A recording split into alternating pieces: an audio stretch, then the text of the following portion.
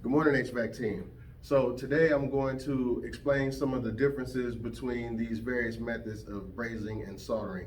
And then also I'm going to do a demonstration with each different method of my little project here. So I just got a few pieces of copper, cut, bent, and swedged and all dry fitted together here. I got my little braze tee. So we'll put this together using these different methods, and you can see a good demonstration of each different type. So at the far right, we have our oxyacetylene torch setup. So this torch kit is the most common that you'll see in the field. It's on every single HVAC service van. The reason why this is so common is because it's the hottest burning torch kit of the three. It gets up to like 5,000 degrees. We don't necessarily need to go that hot, but that's the capability of this particular setup. It uses a tank of acetylene and a tank of oxygen, and then it mixes the two. So the fuel mixes with the oxygen and gives you your flame, because we know flames need oxygen to exist. So in this setup, it gets its oxygen from this tank, and you have your knobs on your torch kit or on your torch to be able to adjust the amount of acetylene or the amount of oxygen that you release. And then also you have your regulators on each tank to tell you or to adjust how much you release from the tank itself. So the regulator, there's two knobs on there, and I'll get a little deeper into that, but not knobs, I'm sorry. There's two dials on here, and one is telling you the pressure in the tank, and then the other one is telling you the pressure leaving the tank to your torch handle. And then again, you can further adjust right here at these two knobs. So again, this one's the most popular because it gets the hottest. And you need to get hot when you're brazing, especially when you're using your brazing rods. This stuff right here, it doesn't flow until it gets up to about 1150 degrees. And by flow, I mean melt and become liquid. And then once it becomes liquid, at that point, it'll form a seal around your copper pieces and bond them together. So it takes pretty high heat for this silver solder to flow, which is why this one is your go-to. Also, the hotter the torch is, the quicker you can braze your joint. So, and which benefits you in a few ways. Not only do you save time, but also you can heat up the joint a lot quicker. And the quicker you do that, the less of the pipe will actually heat up. What I mean by that is if you hold the flame and on this one joint long enough, eventually that heat is going to travel by the heat transfer of conduction. It's going to travel through this entire pipe. It's going to heat everything else up. But if you get this done a lot quicker, then it won't actually, it'll just heat up that area, and the heat won't have enough time to travel throughout the rest of the pipe, which is ideal when working close to valves or something like that, things that you don't really want to overheat. So this one is a lot, it gets hotter so you can move a little quicker, and it gets hot enough for the brazing rods to flow. This here is the turbo torch kit, or the air acetylene torch kit. This one, the benefits to this is that clearly it's a lot lighter than carrying this entire kit around. You just got the one tank instead of having the acetylene and the oxygen.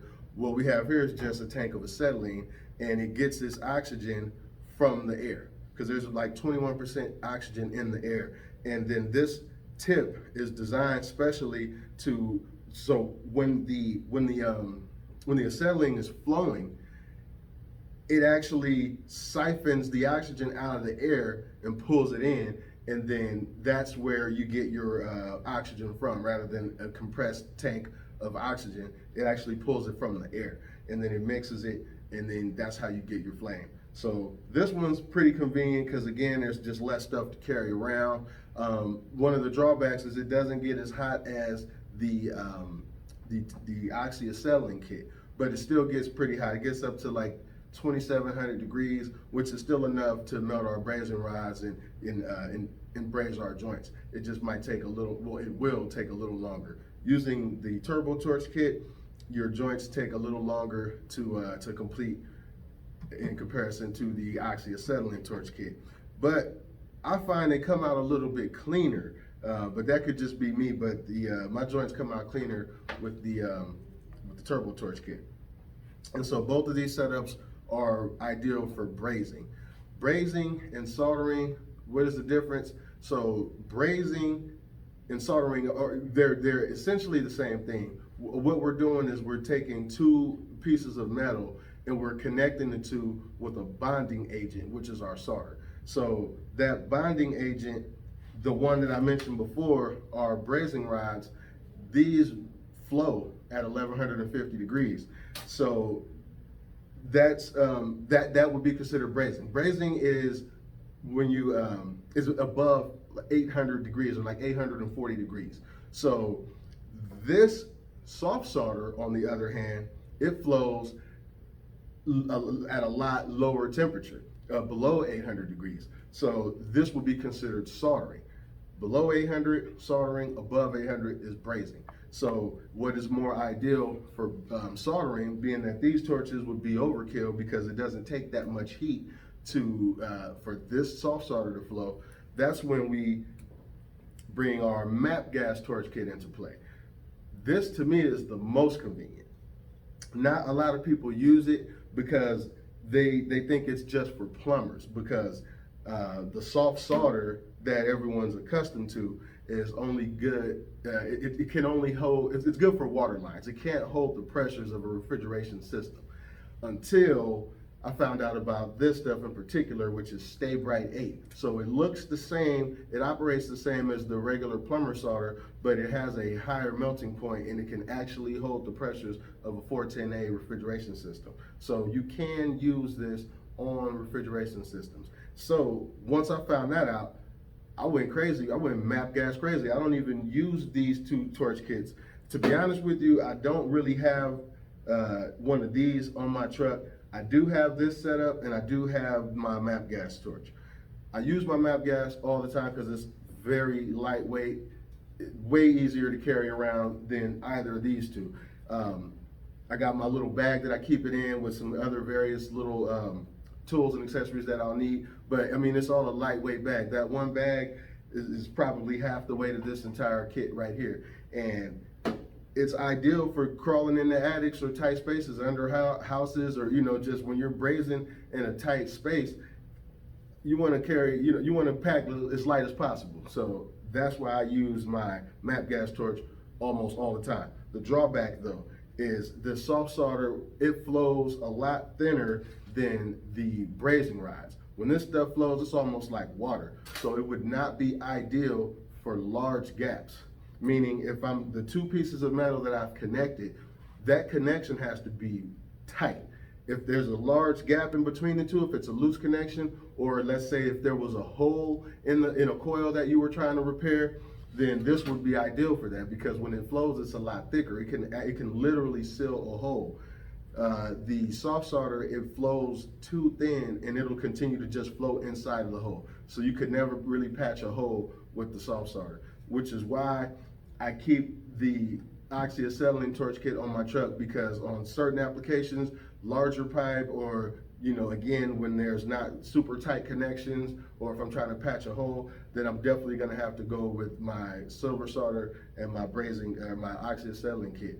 But on like most of my new installs and all my, you know, copper and everything's brand new and I got nice tight connections, I'm using this all day long. So those are the different methods that you can use as far as brazing and soldering, and you'll get to, you'll find your niche. You know, some people swear by the turbo torch and never want to use this. Some people swear by their oxyacetylene kit and think all these other things are you know, aren't as good.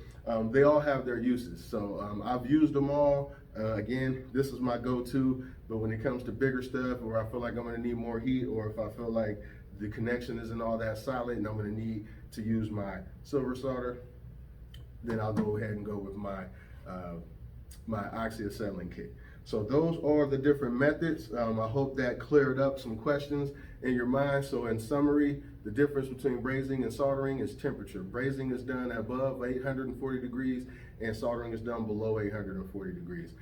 but the general idea is the same. We're just putting two pieces of metal together using a bonding agent, and that bonding agent has to melt in order to form that bond, and they melt at different rates or at different temperatures. Our brazing rods melt around 1150 degrees, whereas the silver solder melts below 800 degrees. So again, I hope that was helpful, and I'll be moving into the demonstration.